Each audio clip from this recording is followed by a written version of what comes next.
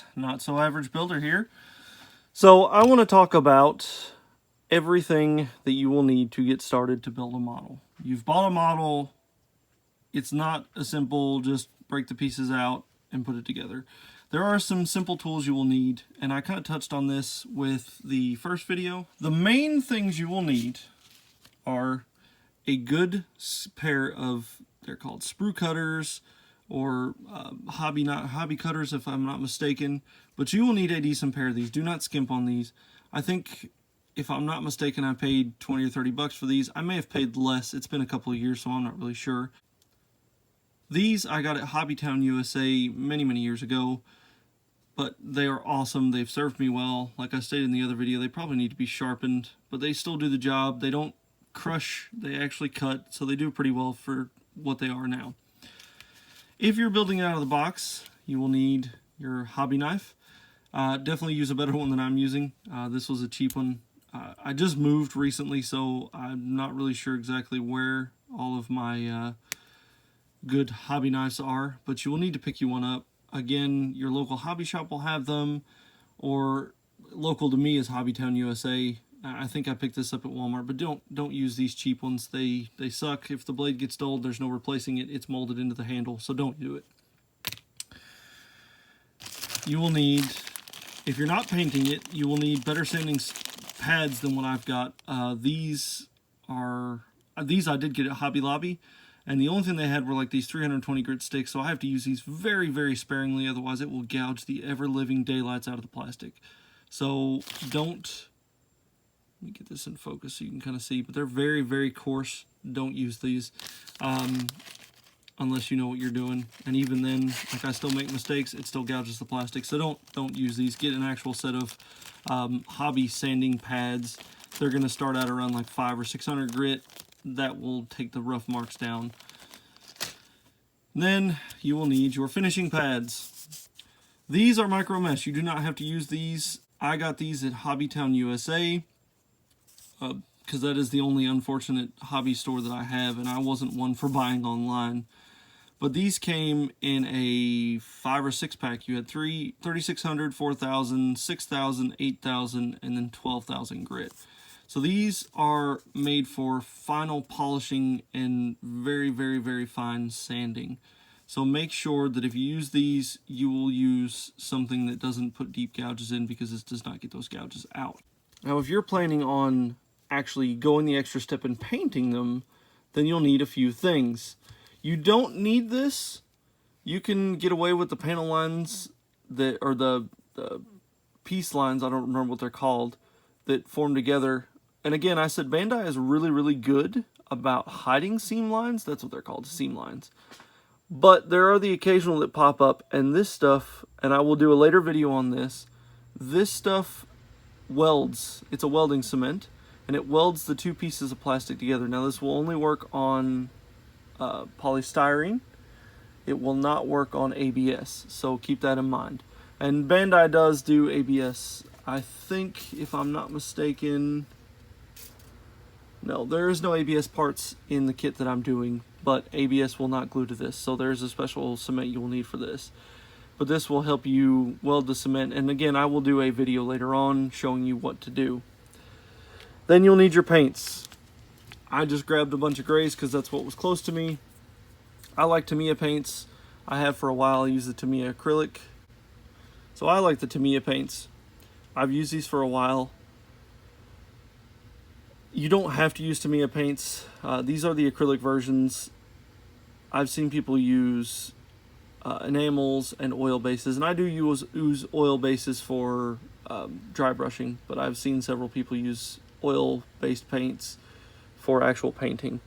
But acrylics are the most pain in the butt to work with because they dry so quickly. But because they dry so quickly, you won't have to worry about them staying soaking wet for too long. So you'll need your base paints. Like I said, I grabbed grays, but you'll need other colors. And this one is the Vallejo. This is also an acrylic, but this is a blue. Same principle. If you are brush painting, you will need to get some of this. Brush painting with acrylics is a nightmare because it dries so quickly. you get brush strokes. No matter what you do, no matter how you do it, you're going to get brush strokes. So with this stuff, it thins it out and allows it to actually flow a lot better. So most people have two of these. One is a brush cleaner because it is an alcohol base, so you can clean your brushes in this. I'm probably going to pour some of this out into a separate airtight container and use it as a brush cleaner. But for right now, this is going to be just a paint thinner. And if you're airbrushing, this works wonders. This will thin out Tamiya paints. It'll thin out most acrylics, if not all, if I'm not mistaken. And you will need, most importantly, a good brush or a set of good brushes. I don't remember where I got these. It is an artist detail brush, but in the ends, I need to get new brushes, something horrible. This. And then you're going to have your kind of crappy brushes to do other stuff with. Not necessarily crappy brushes. This is my oil brush. I just dubbed this my oil brush just to make things easier. And this could be a dry brushing brush. I really need a chisel edge brush. I had some and I'm not sure where they went. Again, I moved and a lot of my things are missing. So these are the base things. Now it is a little expensive, and this is more of the advanced stuff. So don't forget, like painting, you don't have to do with Bandai kits. They come pre-colored as far as the plastic goes. So essentially the main things you need are going to be sanding discs, your sprue cutters, and a hobby knife. Those are the most important things. Other than that, that is all you need. And if you are just planning on throwing these things together and throwing them on the shelf and doing nothing with them, the tester knife will work. You can use that. I don't know why I said that you shouldn't. But if you plan on actually doing detail work and making sure that you use these quite a bit and you build a bunch of models, get a little bit better. Spend the extra money, get a better hobby knife. So this is for the detailing. This is for weathering and all those things. You don't need the weathering pastels to actually weather the models, but it is the easiest that you can get. It literally comes in a pack and you get the 3 colors, and they are pastel-y, so you have to actually scrape them up, but you get your tool. This is like it's similar to a makeup brush, I guess, but it actually has a brush on the back, and as you can see, I'm weathering myself. But you just rub the stuff in there and put it on whatever surface you want, and you can even brush it on there for finer details. These are relatively expensive for what they are, but they will last a long time. I think these, actually, hold on.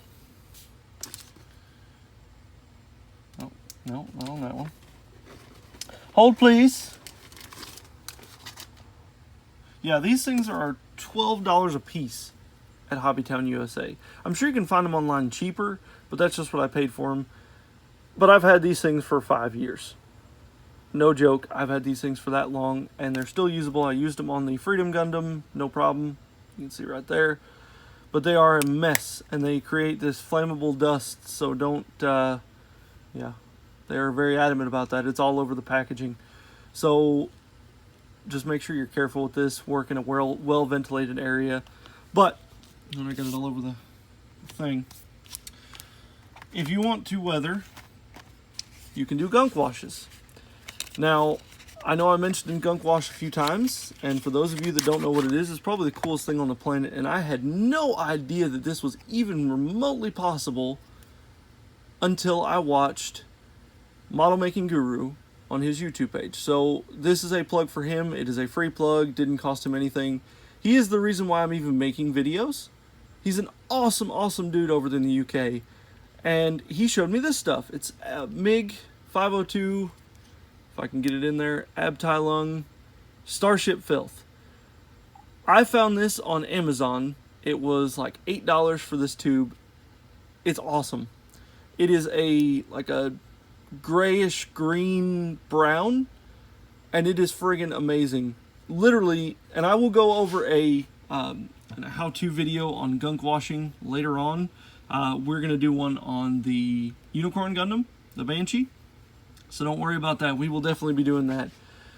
But this stuff, you just slather it on, not careful at all, let it sit for a second, and wipe it off. And it will fill in all the panel lines, all of those things.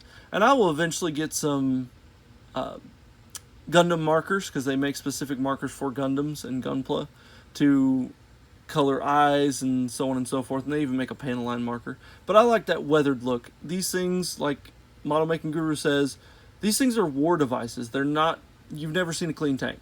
Even out of the showroom floor, they've got dirt on them, just because where they're made and what they're used for. They don't care. They want them beat up. They're going to look rough. So this stuff helps you do the trick. And that's where this oil brush comes in. You will need a designated oil brush. Do not use it for anything else.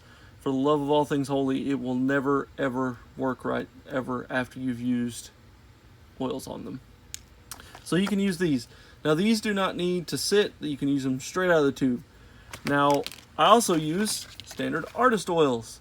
Get these at any of your local arts and crafts store. If you're in the US, Walmart has them. This is where I got them. They were dirt cheap. I think I've paid, I don't know, maybe $4 for this pack. And it comes with all the standard, you know, you've got, let's see, burnt umber, crimson red, ultra blue, yellow, white, and black. Now these, because they have a lot more of the base oil in them, you will need to have a piece of cardboard to set these on and let them sit for about 20 to 30 minutes before you use them. But other than that, they're fine out of the box. You just need to let them sit on something to soak up some of that oil. But again, only use standard oil brush. And you'll need to get some white spirits or odorless spirits to clean your brushes with. Other than that, that's it. And I use these for dry brushing. You can use these for colors if you want. I've not ever done that for full solid colors, so I don't know how that goes. But yes, you can use these for full colors, but I use these for dry brushing after everything's done to kind of highlight edges and such. But that is literally it. If you want to start out making models, remember, the base stuff that you need is this right here. Not necessarily manually this exact stuff, but you will need your hobby knife, which has disappeared from me. No, I'm just kidding. So you'll need your hobby knife, your sprue cutters, sanding sticks, but don't get what I've got, and you'll need finishing pads, buffing pads. These will create the plastic to make it look like plastic again. But make sure you've got these. And then again, if you want to go all out and do what I do, follow along with me and get this stuff. It is not necessarily a cheap hobby, but you will enjoy it. It is the most relaxing thing I've ever done. It is the most fun to see your hard work pay off. It looks amazing. You have fun doing it. Just go out and have a blast. So, that being said, I'm going to end the video. If you have any questions, drop a comment. Shoot me an email. It's notsoaveragebuilder@gmail.com.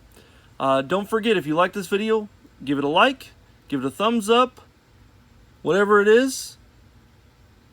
Subscribe, and definitely ring the bell if you want to see more of to come. And I'm going to use all of this stuff. Maybe not necessarily these colors. I will definitely be using this mecha color because it looks sick, and I think it'll look awesome on the Banshee. So if you want to see this continue on, remember, do all those things. But that's it for now. Bye, guys.